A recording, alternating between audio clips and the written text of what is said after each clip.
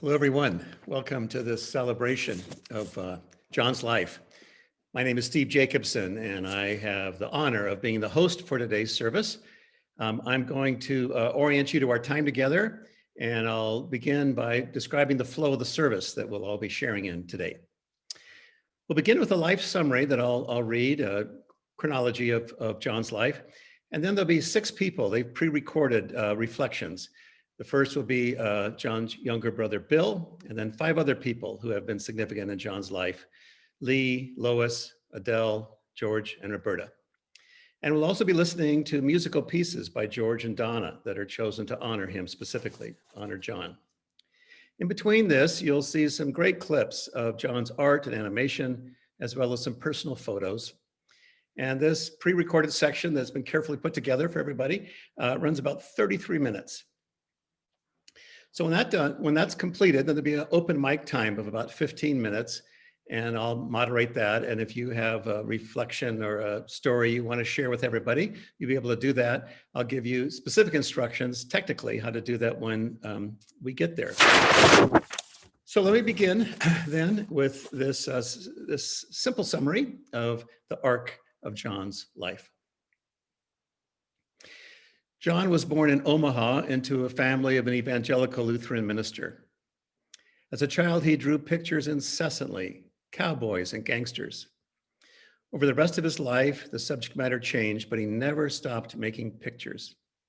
When he was 8 years old, the family moved to Washington State, and after that, the West Coast was his stomping ground. John's first year away from home was at a small Lutheran college in Fremont, Nebraska, where because of his liberal thinking, he was hanged in effigy in the hallway of his dorm.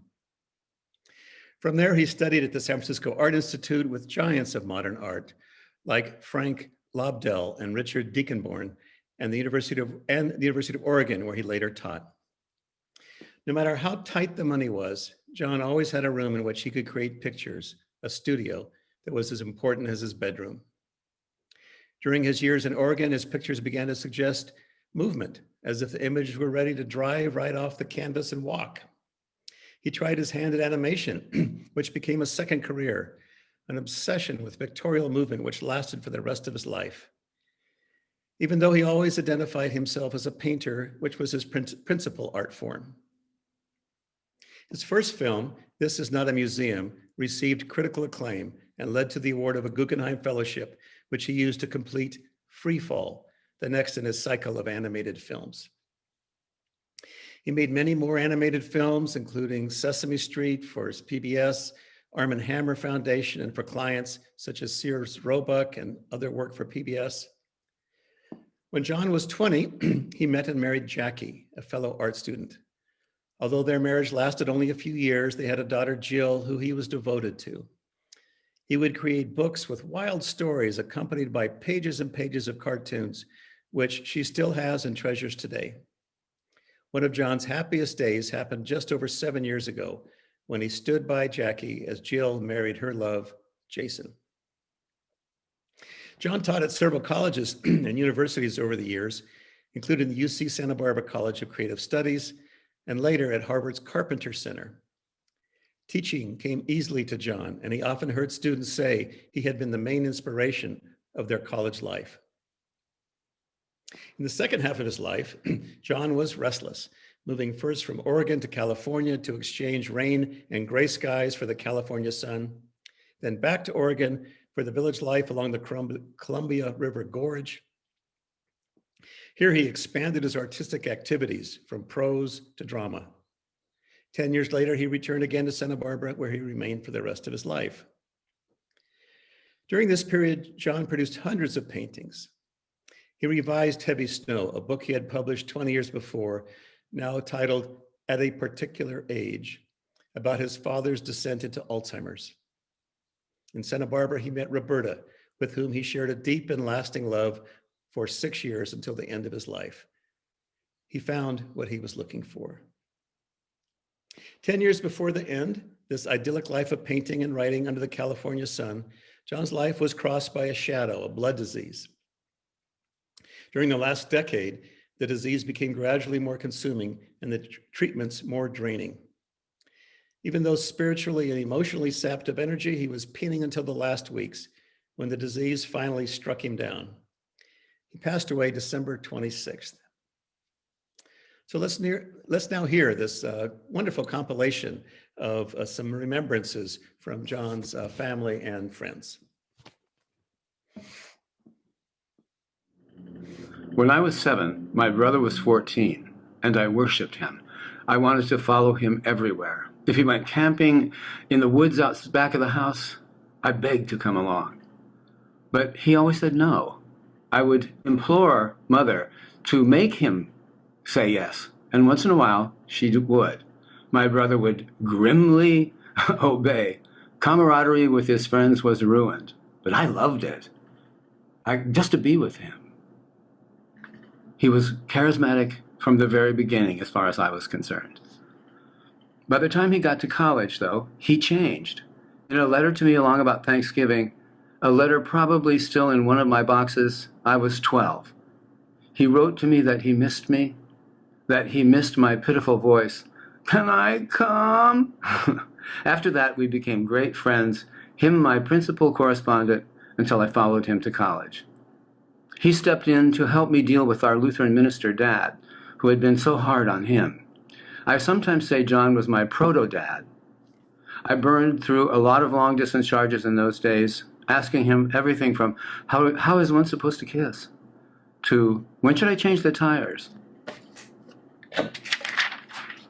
Once I asked him how to pose for a picture. I was running for student body president, and he actually demonstrated that serious but faintly sexual smile that he was famous for.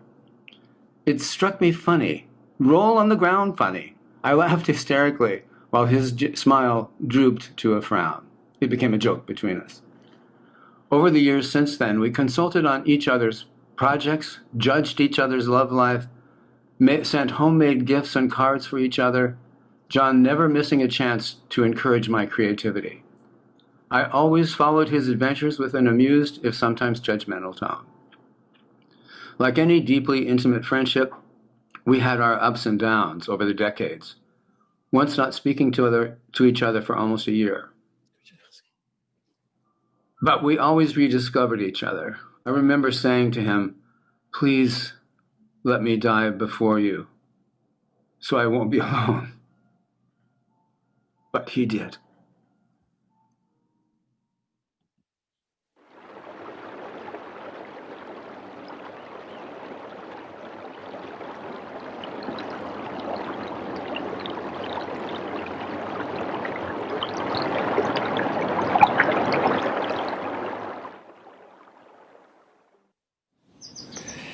I met John in the early 1970s when he lived on Canon Perdido Street in what was then the Bohemian artists neighborhood of Santa Barbara.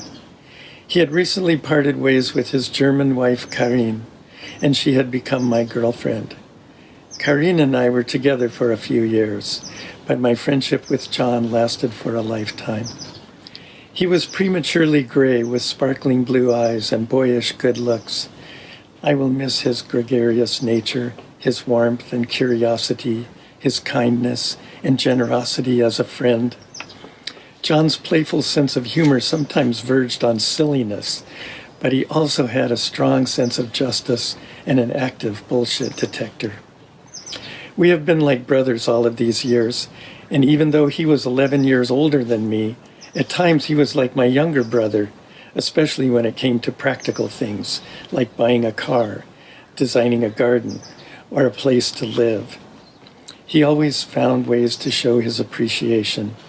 5 of his beautiful paintings grace our home. John also became like an uncle to my sons.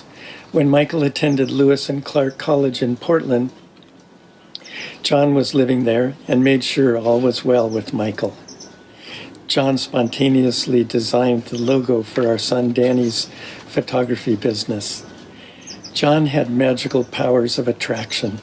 He lived in inspiring places in Santa Barbara, Portland, and Hood River, Oregon, then back to the foothills of Santa Barbara with his studio in Eva's Garden, and finally Mission Canyon. At one time, John rented a house in the Trout Club, and we were neighbors in and out of each other's houses. When I worked on some paintings myself, John's comments were always kindly, constructive, and encouraging. He was a wonderful teacher, as we know from his time at Harvard and at the College of Creative Studies. His body of work, from animated film, a graphic novel, countless paintings and drawings, reveal a life of joy, reveling in color, form, and insight. Then, several years ago, he met Roberta Miller, the embodiment of love and inspiration, who became his companion and muse. Together they enjoyed life, and eventually Roberta saw John through his struggle with cancer, caring for him with love and affection. In all of his 83 years, John expressed a joy of life through his art and friendships. My heart is full with memories of all our great times together, only a few of which I have touched on here. May his spirit live on in the hearts of all of his friends, his daughter Jill, his brother Bill, and everyone whom he has touched.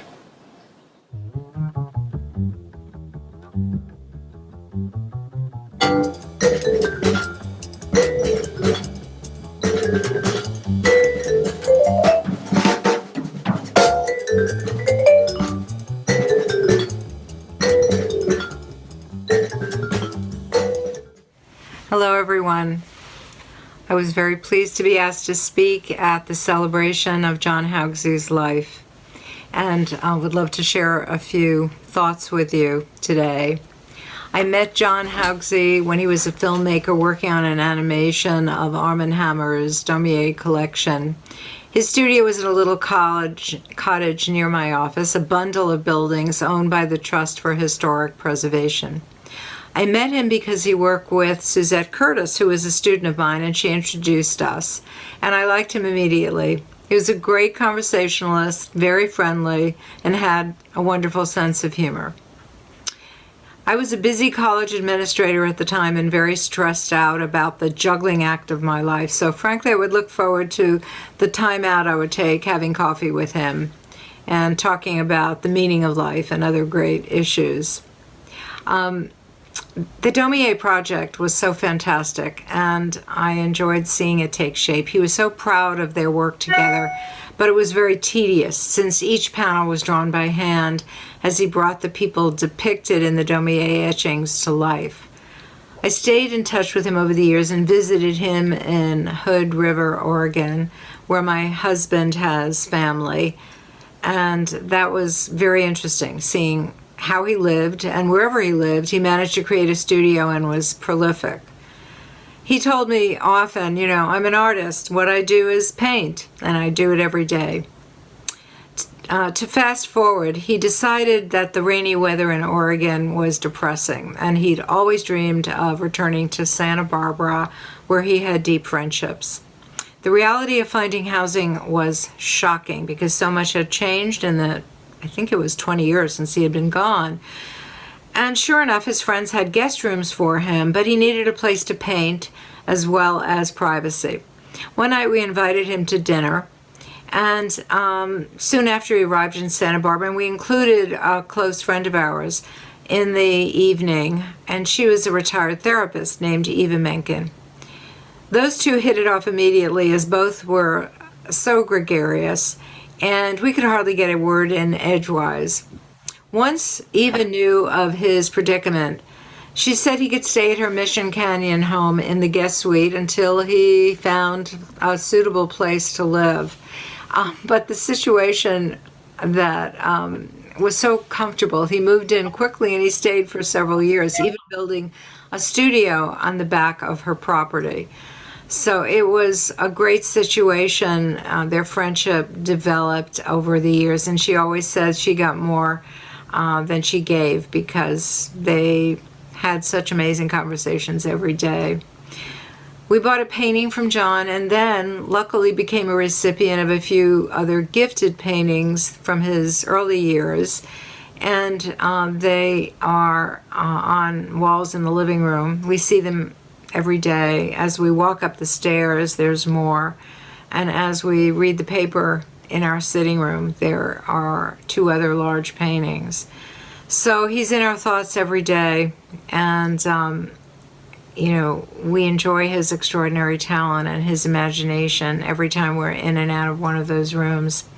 We introduced him to the game of Quirkle, which he and Roberta played, and they became such experts they beat us every time. Another delightful situation I can mention is that my husband Dennis and John produced a children's book called Dogs Build a House. Various breeds of dogs are so mischievous and appropriate to their characteristics, and John's dynamic drawings jump off the page. So it's a precious little book we're so proud of. We shared political values with John and felt we could say anything to one another and appreciated his joie de vivre. He was so courageous and brave in the last few years, and especially in the last year. John enhanced our lives in so many ways that can't be enumerated further. And so I'll stop here, but I'm so glad to know that John's friends and family will be in attendance to share their recollections and to celebrate his wonderful life. Thank you so much. My name is John Haugse, and I'm an animator. I can't remember a time that I wasn't drawing. There was a time, I guess, when I was 4, I wanted to be a bridge builder, and then later a truck driver. But for the most part, I've always wanted to be an artist.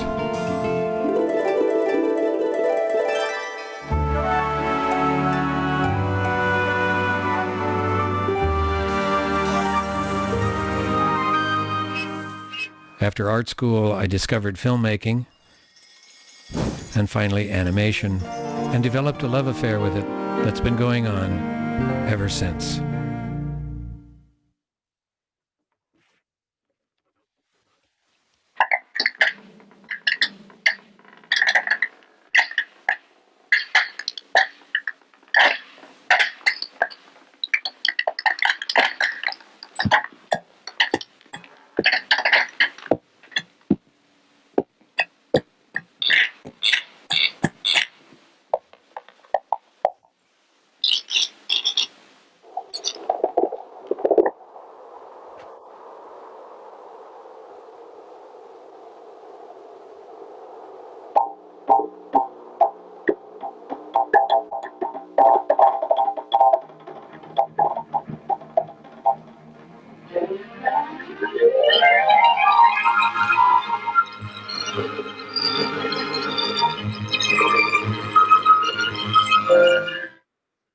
I'm Adele Menicella. I first met John 39 years ago in his Canon Perdido studio in the Alacama Arts Enclave. I'd just graduated college and was making an animated commercial for a rust protectant. John, fresh from a stint at Harvard's Carpenter Center, was directing the Daumier film for the Arm & Hammer Foundation. The animation studio, its walls papered with storyboard sketches of 19th century Paris, hummed with productivity, banter, and comical bluster. Looking back, I think my presence there neutralized the tension between the budget-conscious film director and his collaborator, the illustrator Karin Neumann. "Don't put the thing on the thing," John admonished. Karin was embellishing a soldier's jacket with tiny rivets. John's consternation she would later carve into the grimaces of castle gargoyles cruising by at a rate of 12 drawings per second. In Bob and Betty Klausner's Miramar studio, John painted landscapes and held life drawing sessions.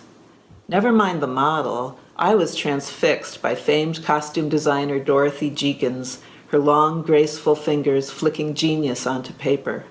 And by John in deep flow, deftly capturing the model's gestures in charcoal. In the company of superior talents, I cast a critical eye upon my own left-handed smudgery. Not slated to make it as a fine artist was I. Yet John continued to welcome me into his creative world.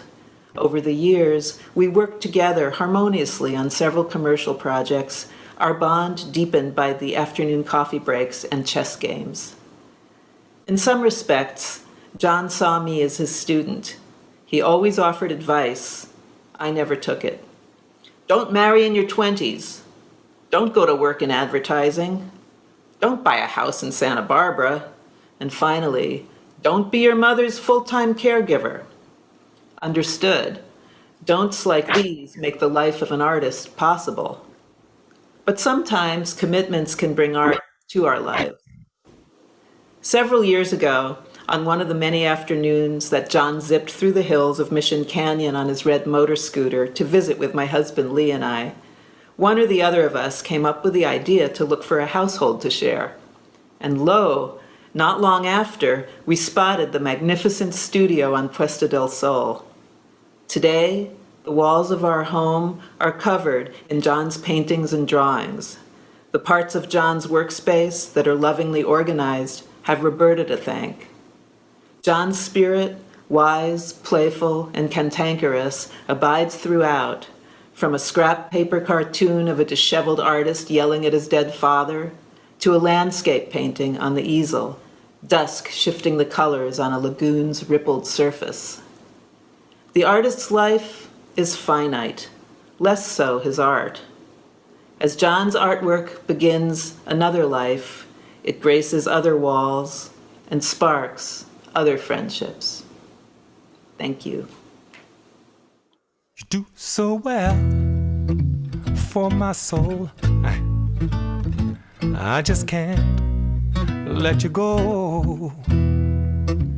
You do so well for my soul. I just can't let you go. I do believe in destiny, and that you would one day be a part of me. You do so well for my soul. I just can't let you go. You do so well for my soul. I just can't let you go. I always knew what true love could do, and now I do see it brought out the best in me. You do so well for my soul. I just can't let you go. You do so well for my soul. I just can't let you go. Like a bird, you know you're gonna wanna fly. A king you're surely gonna be, but you'll have it all by and by. You just wait and see. You do so well for my soul. I just can't let you go. You do so well for my soul. I just can't let you go.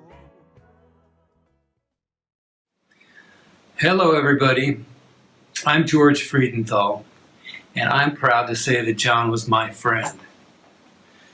I met John after returning to Santa Barbara in 1987 from a musical tour of what was then the Soviet Union. I'd served as musical director, along with my friend, the artistic director, Chick Streetman, on a production called Peace Child. Chick had been acquainted with John before me and introduced me to him. This was a time when John was in the midst of a number of filmmaking projects for industrial clients like Malcolm Forbes and Arm & Hammer of Occidental Petroleum, and was looking to find a composer in Santa Barbara to work with on some films. It was my good fortune that he knew and respected Chick and asked him if he was interested, and Chick decided to ask me to partner with him. This began a professional association with John that lasted until he, sadly for me, left Santa Barbara for Portland in 1990. John was always a joy to work with, and I knew that I'd miss the opportunity to continue on with him.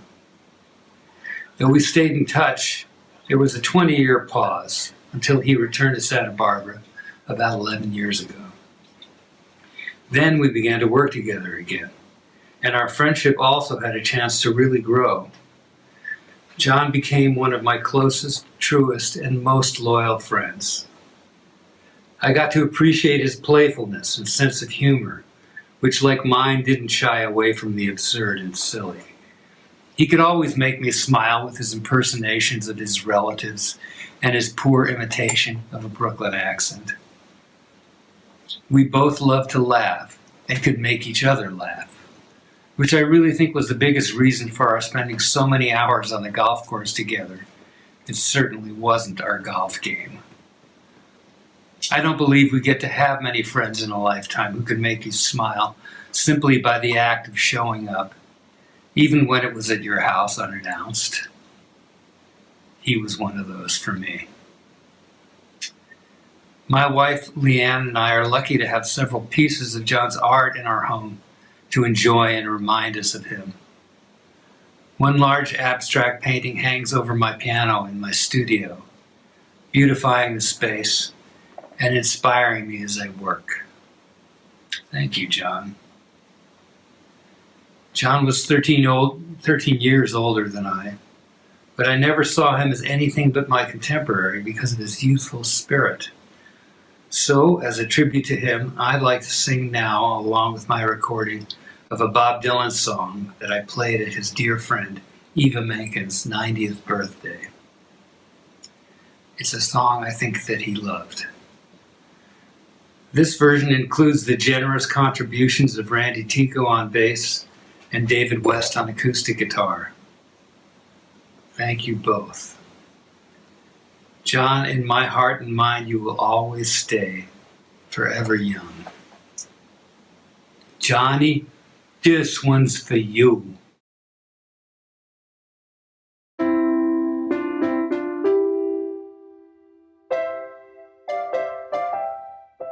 May God bless and keep you always. May your wishes all come true. May you always do for others and let others do for you. May you build a ladder to the stars and climb on every rung, and may you stay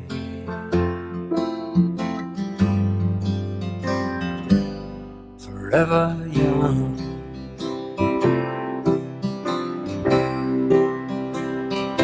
Forever young.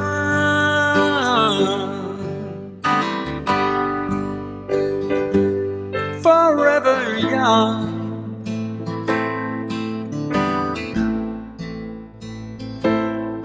May you stay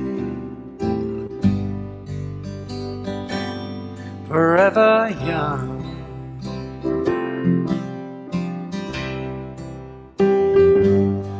May you grow up to be righteous. May you grow up to be true.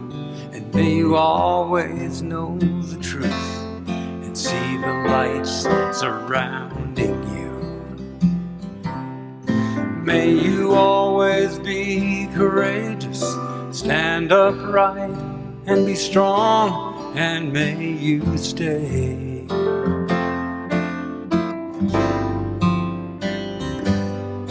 forever young.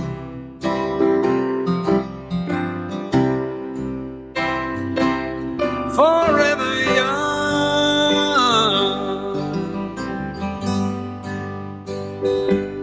Forever young.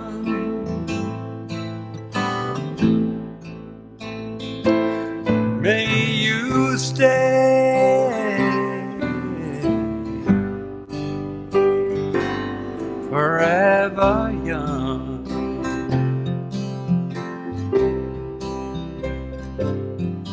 May your hands always be busy.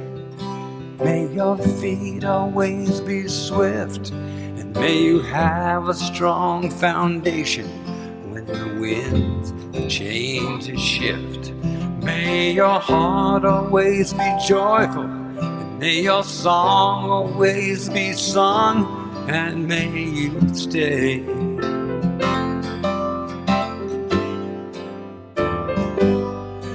forever young.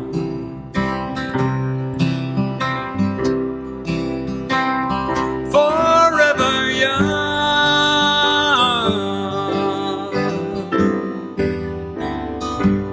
Forever young.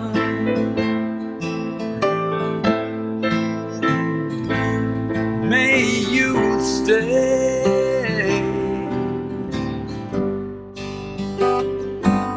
forever young.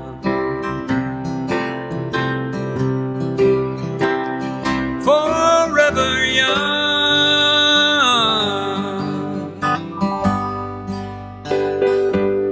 Forever young.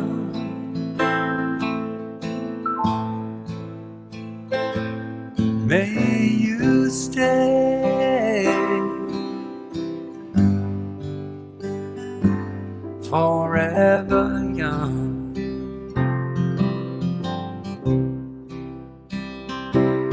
May you stay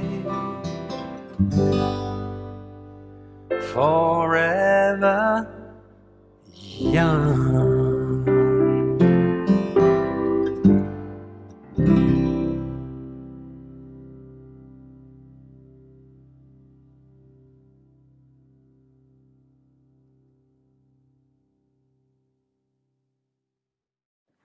For those of you who don't know me, I'm Roberta Miller.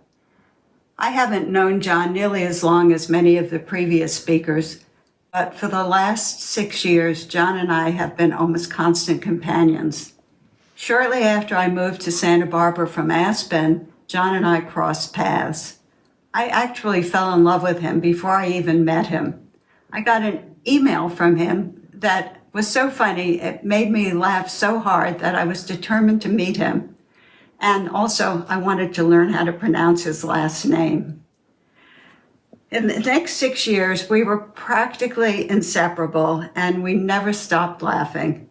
John's sense of humor is well known, as are his many other attributes: his intelligence, extraordinary talent, sincerity, profound honesty, and of course, his good looks. But He had some imperfections too. He was prone to get furious and vociferously rant at a couple of things, Trumpism and his computer. Unluckily, Trump didn't know and his computer didn't care.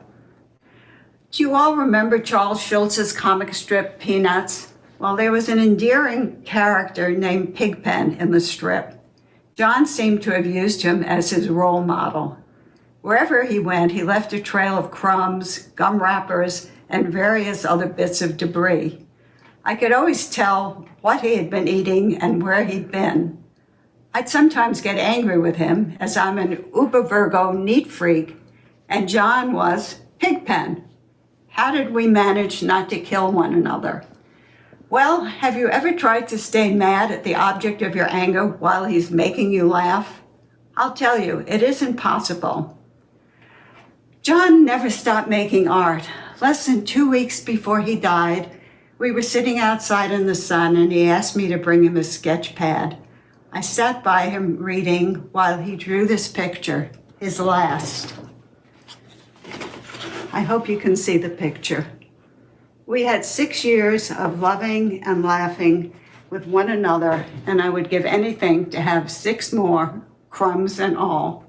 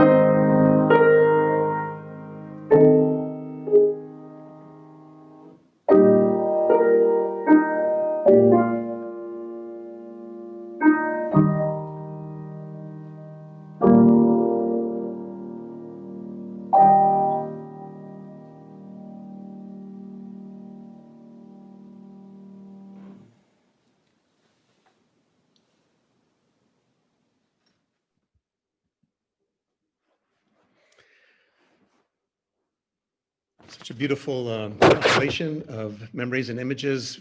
We're all very grateful to Gavin Roy, who's helped edit all those and put those together. At this point, there's any of you who'd like to share a story or an impression, some memory that may have come back from some of the art that you saw. Ask you to limit to about 1 or 2 minutes each, just in terms of wanting to be mindful of our time. And here's the way it works on this particular form of Zoom today, is that if you want to speak, there's a little raised hand icon at the bottom of the screen, and you press that. I'll do my best to see who's raising their hand and call on you. And then Gavin will send you a message, which is to promote you to be a panelist, which means that you will be able to be seen and heard. And you need to accept that promotion to be a panelist, and then you will be seen and heard. And we'll go through that. Like I said, I'll be mindful of the time, and everybody's looking forward to hearing from folks. And I did receive a message just a couple hours ago that there may be a cousin present, Gretchen Haugse, who representing aunt and uncle too. So if I see you, Gretchen, I'll try to make sure I find you and make sure you get a chance to speak if you'd like to.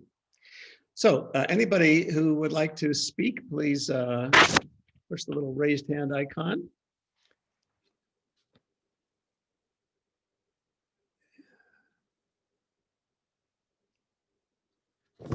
Let's see, Gavin, I'm not seeing it on my screen. Oh, Dennis Thompson? Great, Dennis.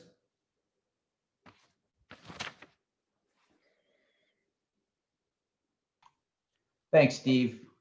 I had the good fortune to know John through my wife, Lois, for over 30 years.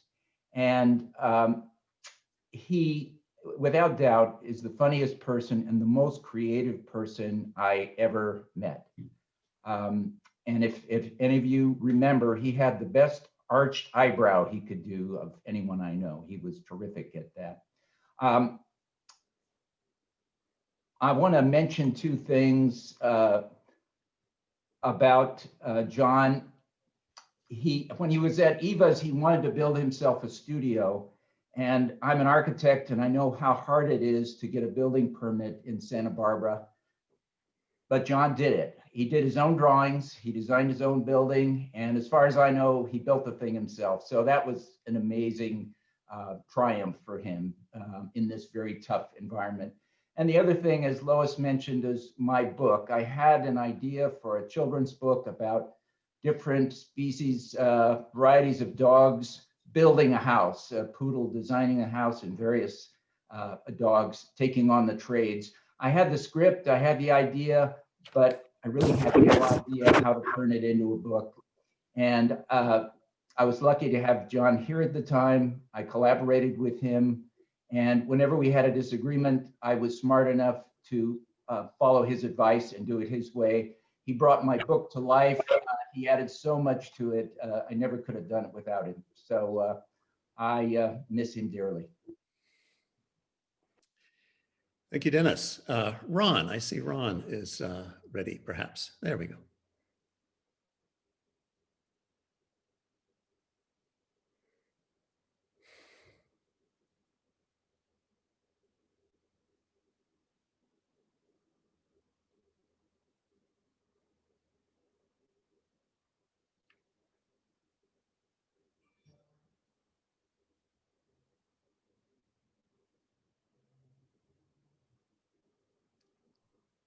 Here we go.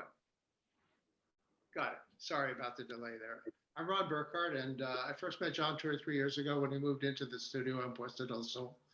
It's a property that I've been associated with my family since 1955 when I was in high school, and my then girlfriend and later my wife, her stepfather owned that property, and they lived there. John impressed me immensely from the first day I met him. Was his first walking into the studio to see his art. And here we go. I'll just move on a little bit. I've got one behind me right here. I was hoping at the time, after seeing his art, gee, I hope I can get one of those. And I've ended up with several, thanks to his generous offer close to the end of his life to sell several of his paintings, most of his paintings, and delighted to have two here with me, and where I am presently in Sarasota, Florida, and the rest are at my condominium in Santa Barbara. But I only met John several times because of his ill health and my infrequent visits to Santa Barbara, especially in the last year. And during his residence there, he did so much. He loved that property and he loved that studio so much that it was, a care that we both shared. And he did a number of things to make it a better place. Not that he had to do that, but because that's the kind of person he was. I'm sorry I didn't know him earlier in his life, and I'm also sorry that we've lost him. And I want to express my thanks to all who participated in this wonderful service, because it's been like the most beautiful memorial that I've had the pleasure of seeing or being a part of. So thank you very much. Thank you, Ron. Is there someone else who'd like to speak?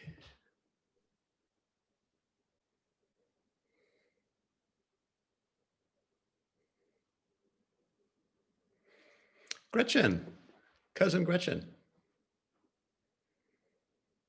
So you'll unmute when it's ready. There we go. There we go. Now I think you can see us. Hello, I'm Gretchen. I'm John's cousin. This is my dad, Gene, who is John and Bill's only surviving uncle.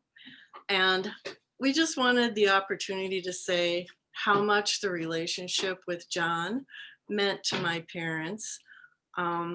They have some memories of John as a little boy, which they may be the only people here who have memories of John as a little boy. They remember him as being very quick, very sharp, attentively intelligent, my dad said, very cute, and maybe a little feisty. As was mentioned in the stories before, John's family moved to the West Coast when he was 8. So there was a long time where there wasn't a physical connection. But when my dad retired, my parents ended up spending their summers on the West Coast in Seattle, where my brother lived. So they reconnected with John. And that relationship has been so meaningful to both of my parents over the past several years. They would see him at least once a summer. Sometimes we would be involved in those visits and get to experience John's charm and humor. One time I remember my kids making up a game called How Old is John?, which filled the entire day. Turns out John was 60 and he was a very good sport about laughing about it. In the years since then, my parents have stayed connected to John by phone and spent many long evenings discussing politics and religion and other topics that most people stay away from. So we just wanted to express our great condolences to Bill and Jill and everyone who's been connected to John recently. It was a beautiful, beautiful tribute to a wonderful man. And as Jill said on Facebook, your dad was the coolest. Thanks for this opportunity. Great to have you participate, Gretchen. Someone else would like to share a thought or two. Keith.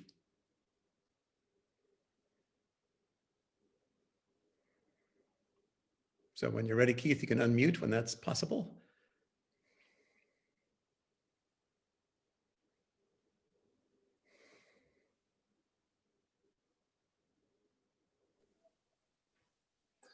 Hello. Yes, my name is Keith Layton McKinney.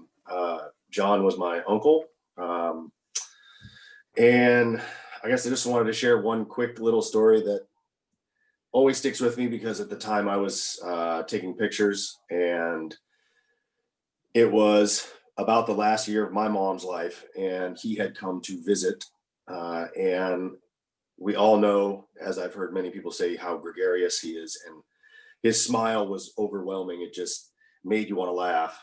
And I have pictures that I look back with a fondness of, because he's sitting next to my mother and he's laughing and smiling so much that my mom can't help but absolutely laugh. And the smile that she has on her face that he provided to her, I can see it. really just hits home, and I'm really going to miss John. We have been very lucky. My wife and I have a house in St. John's here in Portland, Oregon, and we've been very lucky to come across some of his paintings in our dealings with my mom's house and stuff. And one that I thought everybody would like was this was one that we have in our live in our kitchen. That was one that John did, I believe, in 1977 for my grandmother and grandfather, his parents. And it's just get to see it every day when I walk in the kitchen, and it reminds me of what a wonderful person he is and was, and how sorry I am that he's not here now. And I really love you, Bill, and I love you, Jill, and everybody else that's been part of John's life. We all know how special he was. Thank you. Thank you, Keith. So the word is there's quite a few people who are wanting to speak. So Gavin will be doing the best he can to get people through. Anybody who's next?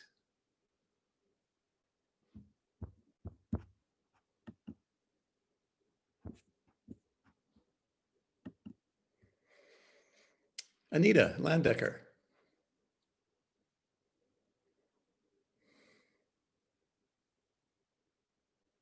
Just 1 sec. I'm gonna just be there 2 seconds with just I wanted to share. There. There. Can you hear? I'm Eva Menken's daughter, and I just wanted to say that John brought enormous joy to my mom at the end of her life. He made her feel very young. That song that George played at my mom's 90th and just sang was just really touching, as this whole event has been. It truly is beautiful. My mom cooked for him, and they talked politics together. They watched shows like Downton Abbey. My mom always loved art and artists, and she never had a partner to share that love with. She found John endlessly fascinating, and they just had fun and laughed. And this painting that he did of Mission Ridge, where he lived, hangs in my living room. So I get to feel John's spirit and remember all of that joy that he brought to her life and helped keep both of them forever young. Thank you. Thank you, Anita.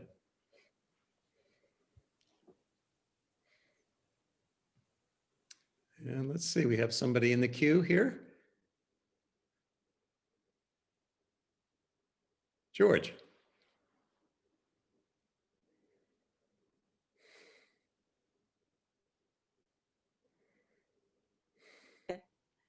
Hi, it's Leanne. Leanne. Okay, am I there? Can hear your voice, but you could start. There you go. Perfect. There I am. Okay. There you are. Hi, I'm Leanne Friedenthal, George's wife. And I have to confess that I not so secretly enjoyed tormenting John. It was all in the spirit of, you bug the one you love. And I felt it was totally appropriate given that he and George were so absolutely bonded in both their friendship and in bugging me. The two high octane fuels that would set John off, besides his computer, were relationships and overly friendly dogs. John loved painting. He loved pointing out our relationship idiosyncrasies, and I never gave up trying to get him, and I never gave up trying to get him to love our overly affectionate dog, Pearl. We lost Pearl last year too, and that's when my efforts to give him a positive canine experience began to take hold. He came to love Zeke enough to paint his picture twice. in order to get the ears right. So that's my little vignette. Thank you. It was beautiful. Wonderful. Thank you very much. Mhm. Go ahead and mute again. That left-hand corner. Yeah.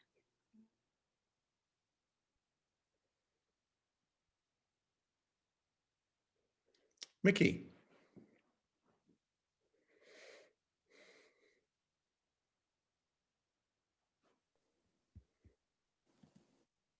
Okay. Do you see me? I'm not sure. Yes. Okay, hi. Hey, Mickey.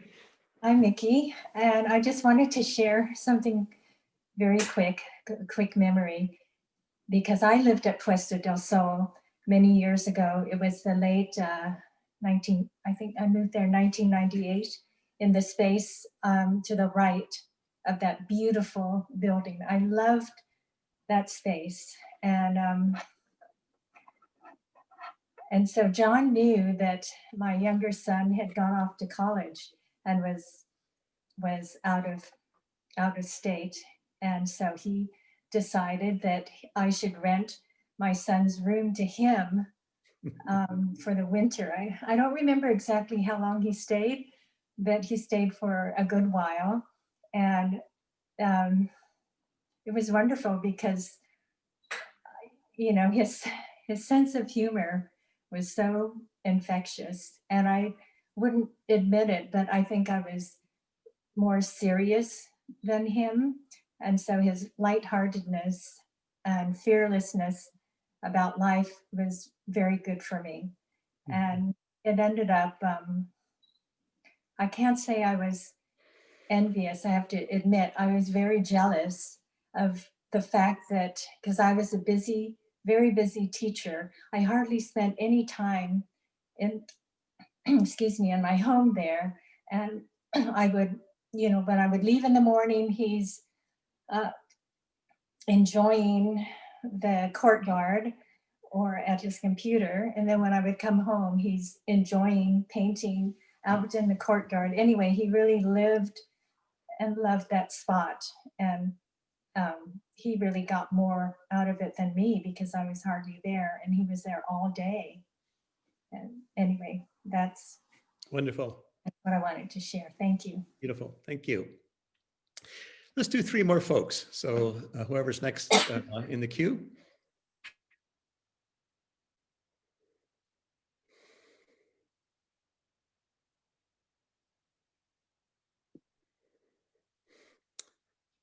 Linda. Video. I guess it's me.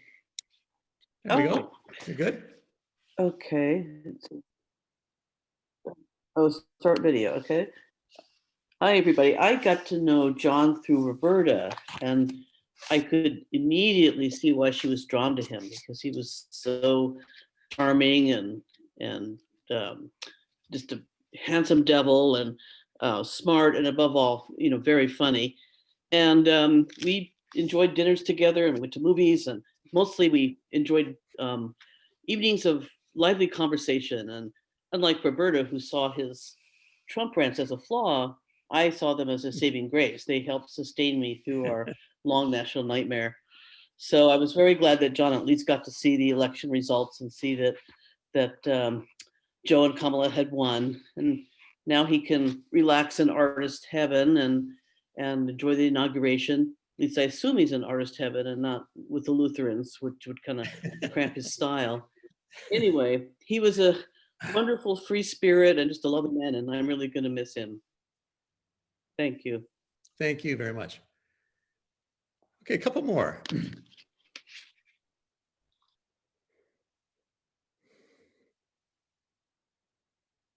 Jill.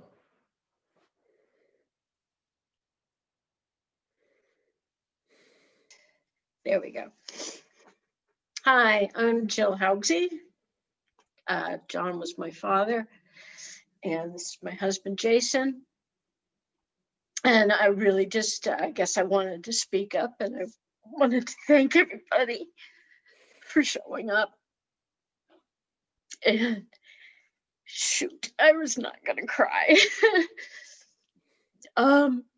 I loved my father a lot, and I guess he was really cool. So I just wanted to say hi.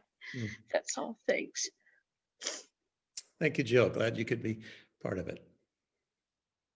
Okay, let's do one more person for this part of the service.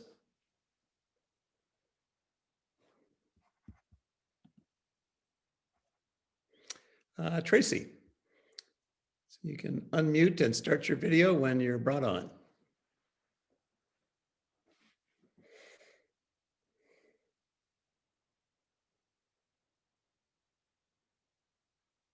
There you go. Can you hear me now? Yes. Great. You can start video. Hi. That's There you good. go. Great. I'm not really at the beach, but considering that I grew up in Santa Barbara and that quite a few of the people, including my wonderful parents, in the guest list are there. It's a homage to you and to John, who I know loved the ocean so much. I'm an artist as well as a teacher. And for me, I would say John was incredibly inspiring. I imagine the same would be said if his former students were here surrounding me. You know, I can't even imagine how extraordinary he must have been. But I was very blessed because my mother and then my stepdad became really good friends with him. And over the years, you know, as an art teacher, and then I became a theater arts teacher, I think I was just bowled over by his talent and his creativity and the ways in which he really would, I'm trying to think of the words to describe it, but it just seemed like he had this fluidity about his art. He was willing to, you know, extend beyond. So, you know, whether it was doing a book with my stepdad, which is just delightful and whimsical, a lot of fun, or the animation that he did, which is so beautiful. I just want to keep watching those, or his paintings. He was always, I think, wanting to stretch himself as an artist.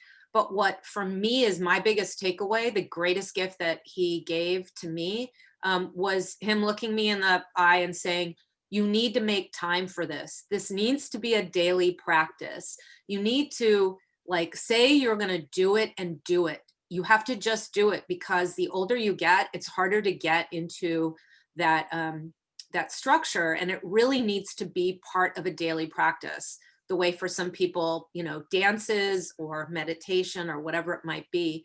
And so it took me years before, you know, it got through to me, and I've started to do it, not as perfectly as I would like, but I am also a full-time teacher, teaching in the time of the pandemic.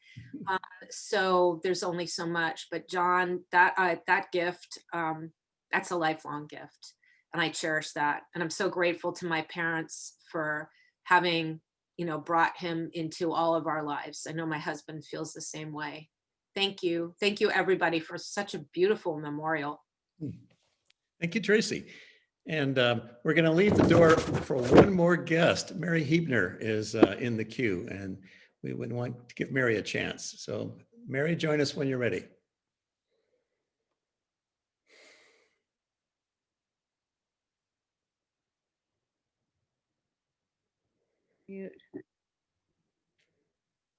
Okay. There we are. Hi, I was one of the many artists at the Alacama Arts Center, which was behind Playa Azul, and John had a studio there. I was there from 1979 until 2008. I was the last to leave. But at its heyday, there were over 20 working artists, and John, with his inimitable sense of humor and graciousness, was working on films at the time. And Mallory was a ceramic artist, Blair Looker, Larry Fodor, Alvaro Suman, so many, and the Ensemble Theater. So it was quite a jovial group that we had. And I have fond memories of John being a part of that. It was a wonderful experience to have that many artists and creative people all working together in that property, which was deemed to be used for the arts in perpetuity from the Schott family. So at least it wasn't in perpetuity, but it was for a good long run. Thank you. Wonderful, Mary. Thank you very much. Okay, as we come to the close now, a few things I want to say. That everybody knows that in normal times there'd be a party, a celebration, a reception, and the intent of everybody close to John is that once it's safe to do so, there'll be such an event. Also, when I finish, the Zoom space is going to be held open for about 20 minutes. And so if you see somebody there and you want to chat with them and connect with them and exchange greetings or contact information, you'll be able to do that 20 minutes through the chat function. Let's see. And then I think definitely want to thank everyone who came to be part of this, and to Gavin Roy, who did such a great job pulling it all together.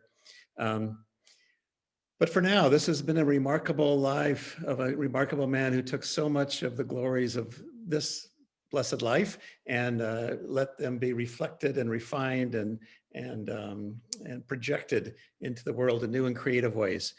So let us all go forth from this time of sharing, grateful for John's rich, creative, and fully lived life. Thanks to everybody for coming and being part of it. And you're welcome to stick around for 20 minutes and exchange greetings with people who are still in the Zoom room. Thanks.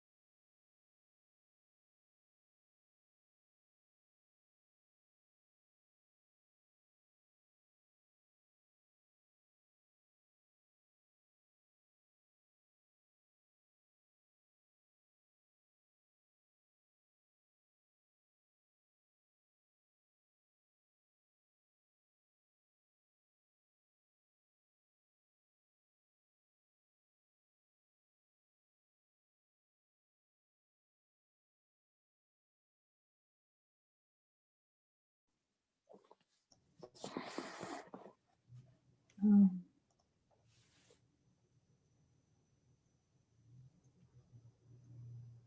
I don't have my camera on, I guess. Hi, Hi. finally. We couldn't join the after party until just now. I didn't understand the thing. I'm just completely out of it, so what can I say? I hope you thought it went well, Jill and Bill. It was wonderful. Yeah. I just couldn't see who was even who came. That was the only problem. Well, that's why I was hoping for a guest book, but I don't know if we have that or not. I couldn't, there was something about it, but I don't know what.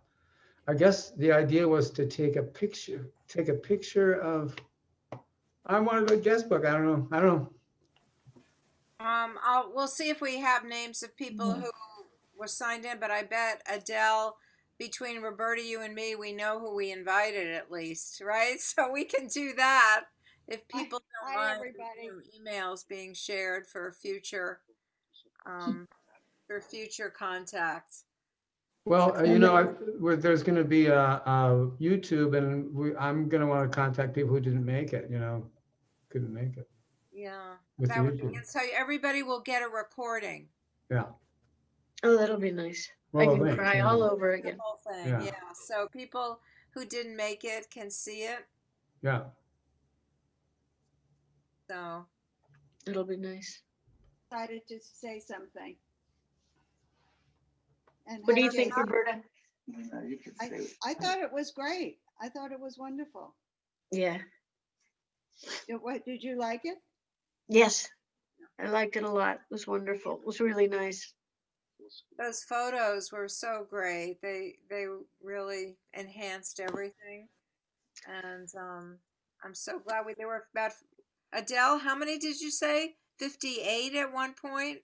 Oh, I don't remember the number. It was 54 or 58 people had logged on, and they were still logging on. Oh, 62. 62. Wow. That's And fabulous.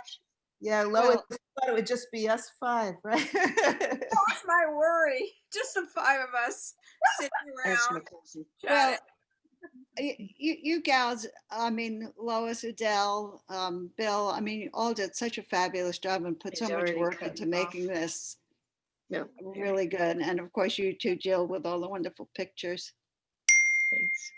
It was I mean, it was great. And I'm looking forward to staying in touch too. So Roberta, I don't know if you were on, but we can sort of piece together the emails of people we invited. 62 people ended up being here. That was it's so terrific, really great. Well, it was a wonderful tribute, and those themes and patterns, right? They were so consistent in what everybody said. It was just such a pattern of like everybody knew the same person. It wasn't. yeah.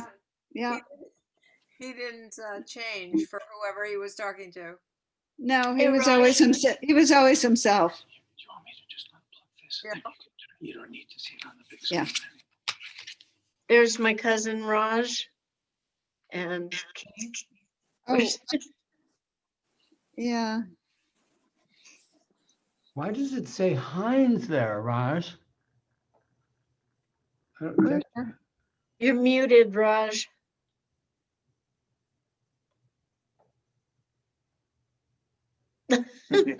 Oh, well. Yeah. Okay, I think I'm unmuted. There you are. Oh, that's Raj. Okay. Hi, Raj. Hi, all. Hi, Bill. Hi, Jill. Hi, Raj. Hi, Raj. This is my husband, Jason. Hi, everybody. Nice to meet you. Good to see you. Hi, Keith. Yeah. Well, Jack Hodges isn't a Uh-oh. Two people in the same room. There we go. Well, it's good to see everybody. Yes, she sure is. That's very nice. We get to meet him. What you looking for, Charlie? Oh, I need to slice. Yeah, that was really nice. I'm trying to. You bet. Bear and bow. There we go. Who's that? Hi, Jill. Hi.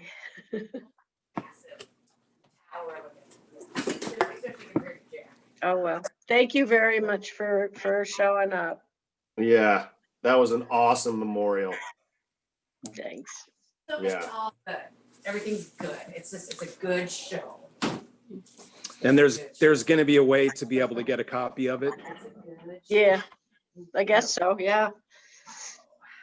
I'll send you guys the link. Yeah. Okay. Okay. Okay. Thank you. All right. I'm gonna go. Bye. Okay. Jill, I'll Love see- you. Thank you, Jill, Jason. Bye, Jason. Bye, everybody. Jill, I'll see you tomorrow. Yes, you will. Okay, give me a call when you get to Santa Barbara, okay? I sure will. Absolutely. Okay. And Adele, I'll let you guys know when I'm coming into town. Okay. Yeah. All right. Okay. you Bye. soon. Bye. Thank Thanks, you all everybody. so much. Yeah. Bye. Really. Oh, Donna, thank you, honey. Okay. So my honor. Okay. Bye, all. See you soon. Hi, guys. Bye. Bye, Lee and Donna. Bye. Nice painting behind you, but it's crooked. Yeah. Goodbye, everybody. Bye-bye. Oh, geez. I got it. Oh, you have it. Okay. All right. Hi, that was hard. Yeah. Did you see me? Oh, I did. You did? Yeah. I saw you. Did you see me?